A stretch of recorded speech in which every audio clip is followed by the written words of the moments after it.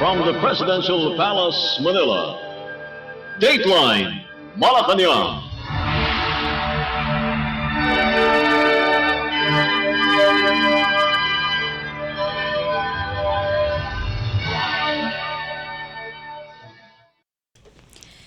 Good day, this is Dateline Malacañang, and here are the news. On the top story, Philippine President Ferdinand R. Marcos Jr. on Tuesday said the country is committed to address the remaining deficiencies identified by the Financial Action Task Force, or FATF, to finally be removed from the gray list. In a sectoral meeting, the president directed the Anti-Money Laundering Council, or AMLAC, and all concerned government agencies to ensure the swift implementation of the remaining 8 action plan items. In a palace briefing, AMLAC Secretariat Executive Director Matthew David said the Philippines aim to address all these deficiencies within 2024 and to trigger the exit process from this FATF gray listing. David added that since the action plans were recommended in June of 2021, 10 of the 18 recommendations were already put into action and the remainder still needs to be addressed. Yes, I'd like to confirm that during the sectoral meeting this morning with the president has reiterated the government's high-level political commitment and directed all government agencies concerned to swiftly address the remaining strategic deficiencies identified by the FATF in relation to the gray listing of the Philippines. The Philippines is aiming to address all these deficiencies within 2024 and to trigger the exit process from this FATF gray listing. All agencies have expressed, in fact, during the meeting, their commitment to address the deficiencies and are implementing measures to strengthen our AML-CTF, or anti-money laundering, combating terrorism financing system in the Philippines. And everybody believes we are on the right track, and the president has commended the work of different agencies of government. The president also directed the agencies of the government to continue with their actions and to continuously sustain good coordination among themselves between the law enforcement and other government agencies. In October 2019, FATF placed the Philippines under a 12-month observation period in terms of its technical compliance with international anti-money laundering or counter-terrorism financing standards. In June 2021, the country was included in the FATF list of jurisdiction under increased monitoring, or the gray list, for its failure to show tangible and positive progress in addressing all key recommended actions. According to David, there are repercussions for being included in the gray list. As the country stays longer in the list, the more likely the Philippines will enter the black list. If the Philippines were to be included in the black list, remittances from overseas Filipino workers, or OFWs, would most likely drop due to the increase in cost, additional requirements, and possibly disapproved transactions. In 2022, the Bangko Sentral ng Pilipinas, or BSP, recorded $36.1 billion in remittances and believes that it may hit $37 billion this 2023. According to the BSP, remittances in 2022 accounted for 8.9% and 8.4% of the country's gross domestic product, or GDP, and gross national income, or GNI, respectively. Our goal is to eventually exit the gray list. There are repercussions for being in the gray list because the longer we are in the gray list, the bigger the possibility or the higher risk that we will enter the blacklist. Of course, we don't want to be in the blacklisted jurisdiction. And if we will be in the blacklisted list, there are repercussions to that. And one of the repercussions is the effect on our transactions of our OFWs. Our OFWs usually send remittances to their families here in the Philippines. If we will be blacklisted. We are not yet blacklisted. We are still gray-listed right now. The FATF will impose countermeasures on the Philippines and international financial transaction of Filipinos abroad.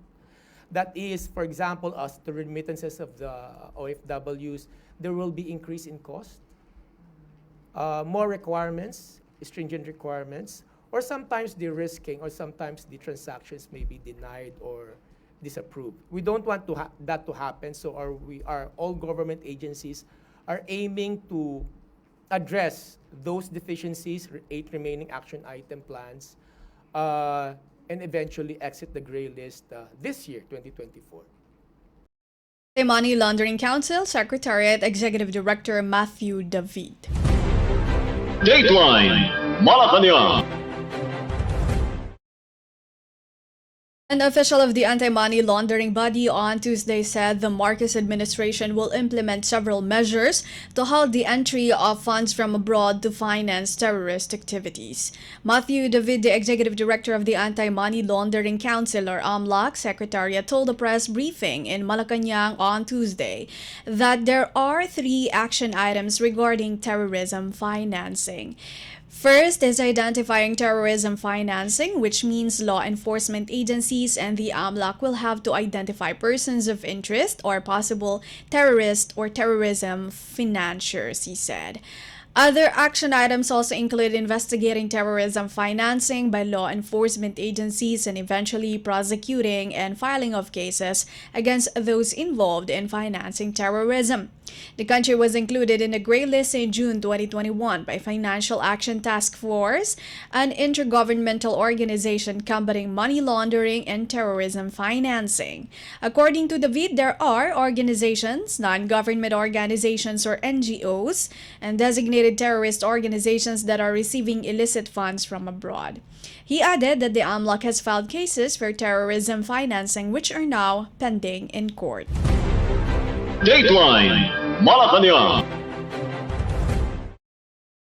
Philippine President Ferdinand R. Marcos Jr. said that the country is ready to provide assistance to Japan in the wake of a devastating magnitude 7.6 earthquake that struck the East Asian country on New Year's Day. In an expose, the president said the Philippines stand united with Japan, who shares the same climate challenges within the Pacific Ring of Fire. The 7.6 magnitude earthquake struck Japan's central Ishikawa prefecture on New Year's Day, resulting in at least 55 deaths, destroying houses and buildings and leaving thousands of households without electricity. The chief executive said that the Philippine government is closely coordinating with its Japanese counterparts to ensure the safety of the Filipinos residing and working in the region. Earlier, the Philippine Embassy in Japan reported that no Filipino has been killed or hurt during the earthquake. Philippine Department of Migrant Workers or DMW officer in charge, Undersecretary Hans Leo Kakdak, said the agency is monitoring the situation of Filipino workers in Japan, particularly in Ishikawa and Toyama prefectures. Kakdak said there are a total of 1,194 Filipinos living in the 2 prefectures, 469 in Ishikawa and 725 in Toyama. The DMW Undersecretary added that around 90% of the Filipinos in the region work in the sectors of manufacturing, welding, and carpentry, while around 10% are caregivers. Japan's Meteorological Agency, or JMA, immediately issued a major tsunami warning along western coastal regions, with authorities initially reporting the first waves hitting the coast just over 10 minutes later. It was reported that tsunami waves of up to 1.2 meters hit a number of areas along Japan's western coast. All tsunami advices were later removed by Japanese authorities. Dateline Malacañang. In a related story, the Philippine Embassy in Tokyo extended its sympathies to the Philippines' Japanese friends and believes that Japan's resilience will get them through in these times of hardships. In an interview, Philippine Ambassador to Japan, Mylene Albano, said the embassy's assistance to nationals, or ATN unit, is active, and the Migrant Workers Office, or MWO, is monitoring the situation of the Filipino community in the area. Ambassador Albano assured that the embassy and consulates are in constant communication with Filipino communities in the most affected prefectures. The envoy said at least 35 Filipinos were earlier reported to have evacuated in Ishikawa when tsunami warnings were raised in the prefecture. The ambassador said that the embassy is in close coordination with local authorities as the Japanese government is still assessing the extent of the damage caused by the earthquake. Meanwhile, the Office of Civil Defense or OCD is on standby and is continuously monitoring the situation there. In a statement, OCD Administrator Undersecretary Ariel Nepomuceno said that upon the pronouncement of President Ferdinand R. Marcos Jr., the agency is ready to provide the necessary assistance and support to Japan as may be needed. Undersecretary Nepomuceno reminded Filipinos that the earthquake should serve as a wake-up call and convince them to participate in mitigating the effects of natural disasters and calamities. Nepomuceno reiterated that collective efforts on disaster prevention and preparedness are essential in building a safe and resilient nation. Dateline Malacañang. Japanese ambassador to the Philippines Koshikawa Kazuhiko expressed gratitude to Philippine President Ferdinand R. Marcos Jr., who stood by Japan after the country was hit by a magnitude 7.6 earthquake on New Year's Day. In an ex-post, Ambassador Koshikawa said that the Philippines has consistently stood by Japan in times of crisis and is a friend indeed. The Philippine president earlier said that the Philippines is ready to provide assistance to Japan in the wake of a devastating magnitude 7.6 earthquake that struck the country, as both nations share the same climate challenges within the Pacific Ring of Fire. At least 55 people have been reported so far to have died during the massive earthquake that triggered major tsunami warnings in the Ishikawa region. On Monday, Ambassador Koshikawa offered his prayers for Filipinos and those affected by the tremor and hope for their safety and well-being. Philippine Ambassador to Japan Mylene Albano said that no Filipino has been reportedly killed or injured in the quake and that some Filipinos were able to evacuate their homes due to the tsunami threat. Dateline Malacañang. Still from the Office of the President, Philippine President Ferdinand R. Marcos Jr. welcomed the new ambassadors of Vietnam and Timor-Leste and expressed optimism that the Philippines will foster stronger ties with the two nations. The President received the credentials of Vietnamese ambassador to the Philippines Lai Thai Bin and Timor-Leste ambassador to the Philippines Marcian Octavio Garcia da Silva in separate ceremonies at the Malacañang Palace in Manila. President Marcos Jr. told the newly designated Vietnamese ambassador that he came just in time as the administration have many things planned between the two countries. The chief executive noted that in his previous meetings with Vietnamese Prime Minister Pham Minh Chinh in several engagements at the Association of Southeast Asian Nations or ASEAN, the two leaders discussed their intent to elevate the two countries' relations. For his part, Ambassador Lai is looking forward to the kind attention and guidance to the two nations' bilateral ties. Lai said that Vietnam's relations with other countries are based on the principles of international law, respecting other countries' independence, sovereignty, territorial integrity, equality, and adhering to non-interference. Vietnam and the Philippines formally established diplomatic relations on July 12, 1976. The Philippine president, meanwhile, also accepted the letter of credence of the new Timor-Leste ambassador and noted the growing partnership between the two countries through bilateral and multilateral relationships which has progressed in the last few years. In November 2023, President Marcos had the privilege of meeting President Jose Ramos Horta, who embarked on a 4-day state visit to the Philippines. During the state visit, President Marcos Jr. reaffirmed the Philippines' commitment to support Timor-Leste's development through the South-South cooperation. The Philippines and Timor-Leste celebrated 21 years of diplomatic relations in May of 2023. Dateline Malacañang. In other news, Senator Win Gatchalian assured that the 2024 General Appropriations Act, or GAA, or Republic Act number 11975, will address the potential funding deficiency in free higher education in state universities and colleges, or SUCs.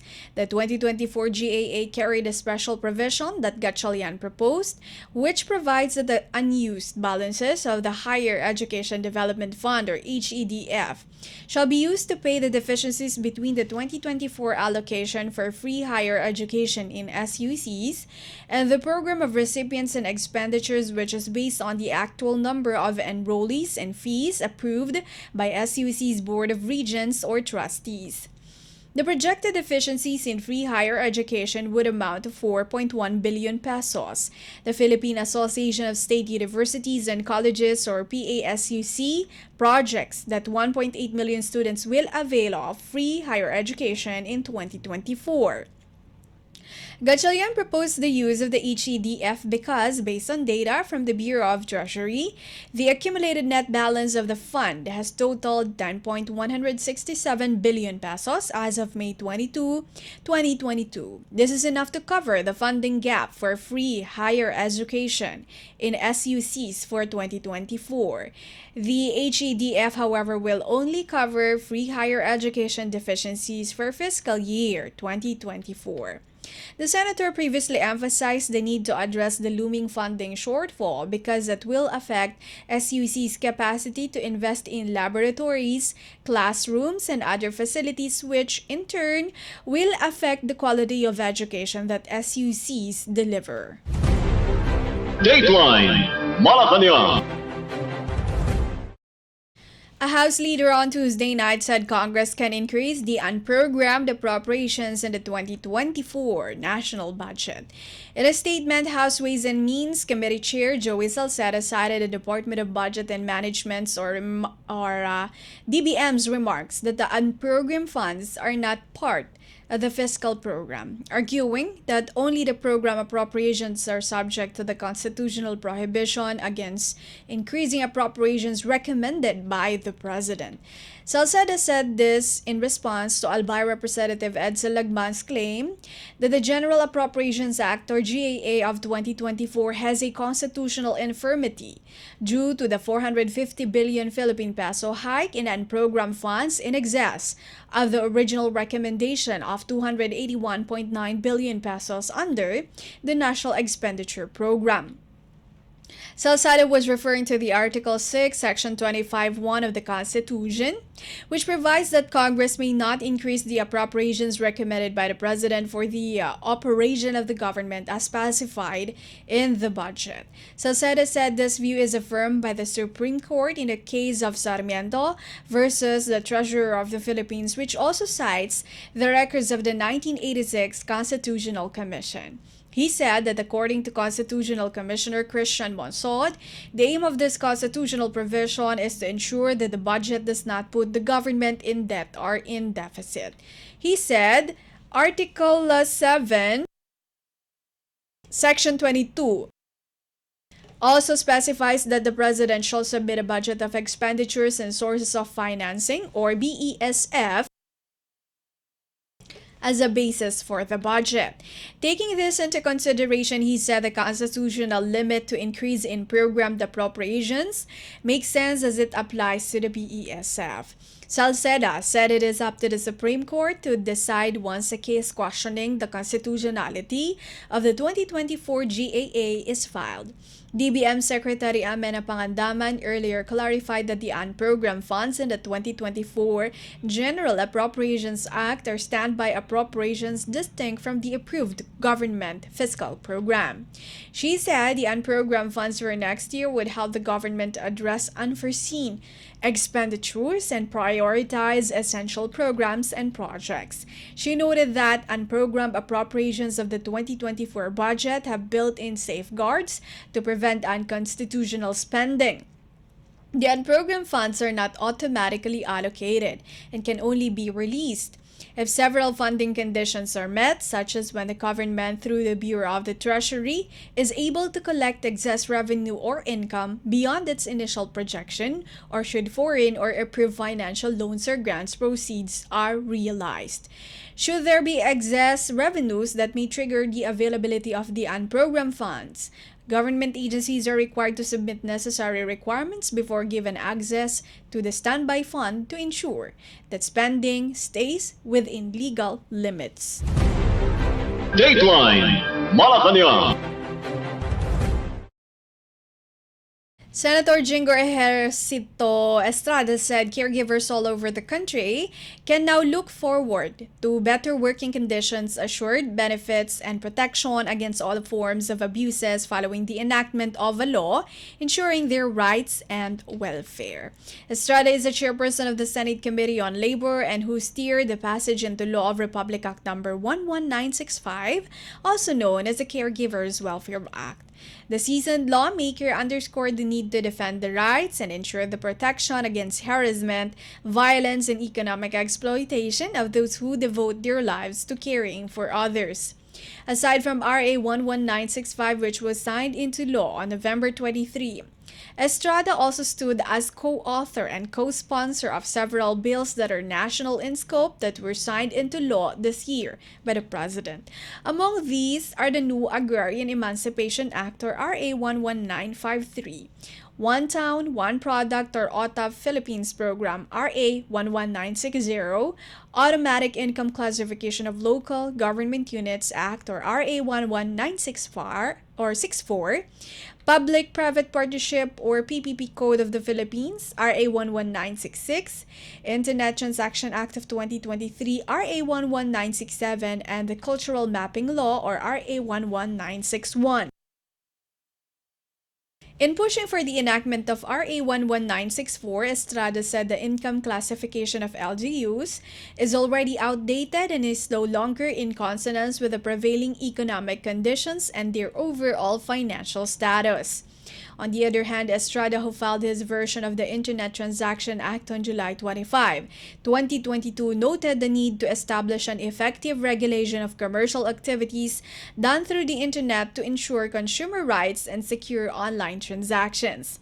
Meanwhile, Estrada also backed the enactment of RA 11961, emphasizing the importance of having a record-keeping of the country's tangible and intangible heritage for the empowerment of communities, education of the younger generation, and the wider population. As to the OTAP Philippines Act, the senator said the measure seeks to promote products and services of the different localities nationwide, and more importantly, to strengthen micro, small, and medium enterprises or MSMEs that comprise 99.58% of all the businesses in the country.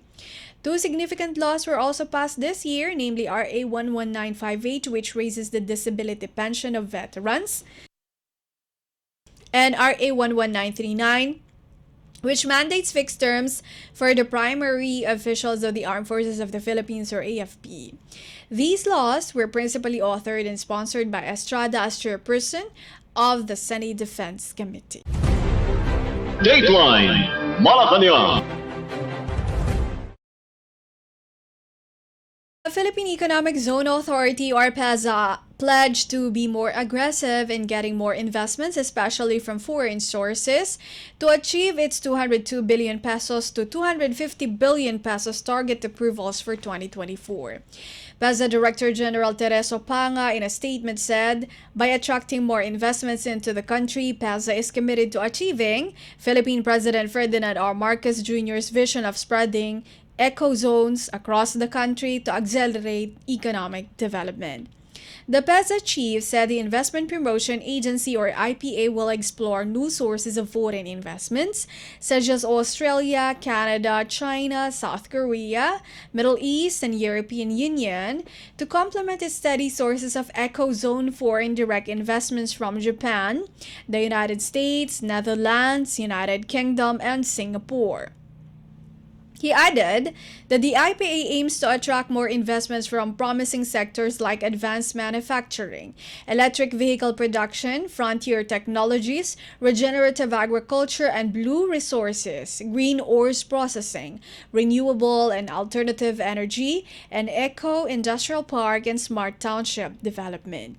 He noted that through eco-zone development, the Philippines is poised to continue its economic success this year by achieving higher gross domestic product, competing favorably with neighboring countries despite geopolitical and economic headwinds. In 2023, PEZA approved the 175.71 billion pesos worth of investment pledges. Dateline Malacañang. S&P Global Manufacturing Purchasing Managers Index or PMI reported that the performance of the Philippines-based factories moderated in December 2023 due to lower new orders and a drop in workforce numbers, but producers' outlook was the highest since last August. The country's manufacturing index in December 2023 stood at 51.5, easing from a score of 52.7 in November last year. Philippine manufacturing PMI in the last month of 2023 was above Association of Southeast Asian Nations Production Index of 49.7. Indices above 50 show improvement in manufacturing condition, while below the neutral score mean deterioration. S&P Global Market Intelligence economist Mariam Baluk said the year concluded with yet another expansion across the Filipino manufacturing sector. She added that output and new orders continued to rise, albeit at softer rates. The report noted that the growth in new orders slowed down across sectors. Sales of the Philippine factories last month focused on the domestic market as demand from international market declined. Factory output expanded at a weaker rate in December 2023, which is the slowest in 3 months. The manufacturing PMI report noted that employment in factories fell for 2 consecutive months in December 2023 and at a faster pace. On the prices front, there was an uptick in input and output charges, mainly due to higher prices of fuel, materials, and shipping fees. This prompted producers to sell their finished products at a higher cost. Looking ahead, Philippine manufacturers remained optimistic for the next 12 months. Dateline Malacañang. The Philippine Department of Budget and Management or DBM has released around 550 million pesos for the expansion of the outpatient services of the National Kidney and Transplant Institute or NKTI. In a statement Wednesday, Budget Secretary Amena Pangandaman has approved the issuance of Special Allotment Release Orders or SAROs amounting to 550 million pesos to cover funding requirements for the NKTI's Outpatient Department or OPD building. The facility will provide areas for the expansion of the hospital's outpatient services with a total cost of 1.331 billion pesos. Pangandaman said the release of funds is part of the Marcos administration's commitment to improve the country's healthcare facilities. The NKTI is a center for the referral of kidney patients from various regional hospitals in the country. It is recognized as the lead agency in the voluntary blood services. In its 33-year existence and operations, the Institute's medical achievements and milestones are comparable to any specialty hospital in the world. The NKTI, formerly known as the National Kidney Foundation of the Philippines or NKFP, serves as a center for referral of kidney patients from various regional hospitals in the country and is recognized as the lead agency in voluntary blood services. Located along East Avenue in Quezon City, the NKTI is a 2-story structure with 3 buildings, main, annex, and dialysis center connected. The main building houses most of the cost centers and the administrative offices, while the annex building encloses the recently opened Marcos Wing and the Radiology Department, Center for Special Services, and the Emergency Department. The Outpatient Department, Hemodialysis and CAPD Centers, Hope Office, Medical Records Office, and the clinics of all its medical specialists can be found in the Dialysis Center. Dateline Malacañang. The penalties for apprehended colorum or unregistered public utility vehicles or PUVs have reached 20.8 million pesos for the whole month of December, according to the Department of Transportation or DOTR. In a statement, the DOTR said the penalties were collected as part of a sweeping crackdown operationalized by the Special Action and Intelligence Committee for Transportation or SAICT, the Land Transportation Office or LTO, and the Philippine Coast Guard or PCG. The substantial fines of 200,000 pesos per van and 1 million pesos per bus imposed on offenders reflect the government's unwavering commitment to prioritizing road safety for all commuters. The anti-colorum campaign, it said, targeted unauthorized PUVs with the sole purpose of safeguarding the welfare of road users. The DOTR anticipates that more illegal and unregistered vehicles will be exposed as their intensified campaign continues. The department called on the public to report to the SAICT any suspicious or unauthorized transportation services by calling its commuter hotline at 0920-964-3687. Dateline Malacañang. Finally, for Dateline Malacañang, the Philippine Institute of Volcanology and Seismology or PHIVOLCS reminded the public to not enter the 4-kilometer radius danger zone as Bulusan volcano registered an increase in seismic activity. In its Tuesday evening bulletin, PHIVOLCS said the agency has registered 116 volcanic earthquakes since December 29 last year, and these are composed of 110 volcano tectonic or VT earthquakes and 6 were low-frequency volcanic earthquakes or LFVQ associated with movements of volcanic fluids. According to PHIVOLCS, Bulusan volcano remains at alert level 1, which means it is experiencing low-level unrest with increased chance of steam-driven or phreatic eruptions. PHIVOLCS reminded local government units or LGUs and the public to refrain from entering the 4-kilometer radius permanent danger zone or PDZ, and to remain vigilant in the 2-kilometer extended danger zone or EDZ on the southeast sector due to the possibility of sudden and hazardous phreatic eruptions. Civil aviation authorities are also requested to implement a no-fly zone near the summit of Bulusan. A sudden phreatic eruption could pose a risk to aircraft due to the ash cloud. Dateline Malacañang. For today's Dateline Malacañang for Radyo Pilipinas World Service, this has been Bea Gaza. From the Presidential Palace, Manila, Dateline Malacañang.